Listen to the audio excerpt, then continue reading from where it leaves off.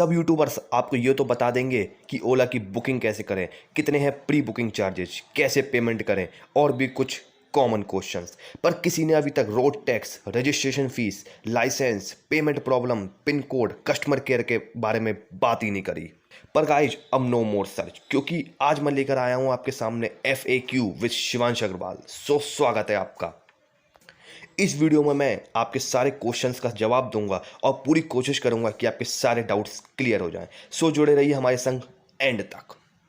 मैंने बहुत लोगों के कमेंट पढ़े, बहुत सारे लोग परेशान हैं बहुत सारे सवालों को लेके, तो इस वीडियो में मैं उन सब सवालों को एड्रेस करूंगा। सबसे पहला हमारा सवाल रहता है, हमारे अकाउंट से पेमेंट डिडक्ट हो गया है पर ओला वालों तक नहीं पहुंचा, क्या करें?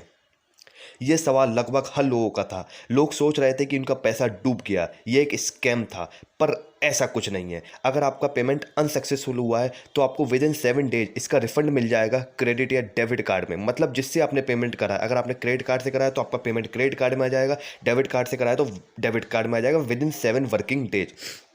पर मैं आपको एक चीज़ और बता देना चाहता हूं कि जब आपका पेमेंट यहाँ से कट गया है और उनके पास नहीं पहुंचा तो आपको इसका एक स्क्रीनशॉट लेके एक मेल भेजना पड़ेगा ओला वालों को, ताकि वो इसको आगे प्रोसेस कर सकें।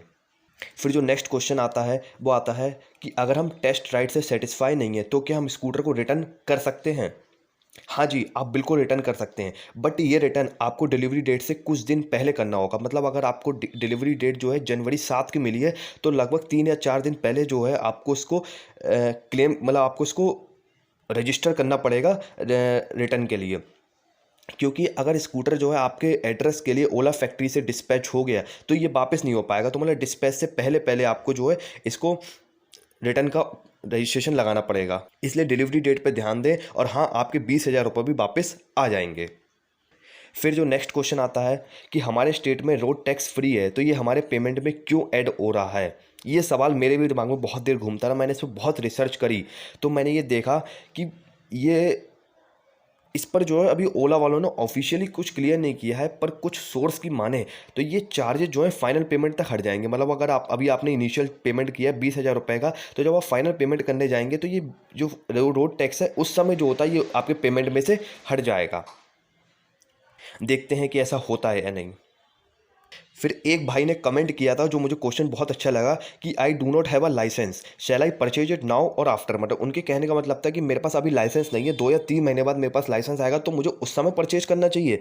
मैं भाई आपको सजेस्ट करता हूँ कि आप अभी ही इसे परचेज कर लीजिए, क्योंकि बात का कुछ पता नहीं कि बाद में आपको सब्सिडी मिले या नहीं मिले, इसके प्राइजेज बढ़ जाएँ या घटेंगे तो नहीं, इसके प्राइजेज भी बाद में बढ़ सकते हैं। फिर स्टॉक अवेलेबल रहे या ना रहे, तो आप इस समय ही इसको परचेज कर लीजिए। और बात रही ड्राइविंग लाइसेंस की, तो ये आपको कहीं पे भी परचेज के समय यूज नहीं होगा, तो अभी आपको खरीदना सही रहेगा। फिर नेक्स्ट क्वेश्चन की तरफ मूव ऑन करते हैं। तो नेक्स्ट क्वेश्चन था कि हमने बुकिंग कर दी है पर हमें अभी डिलीवरी डेट नहीं मिली।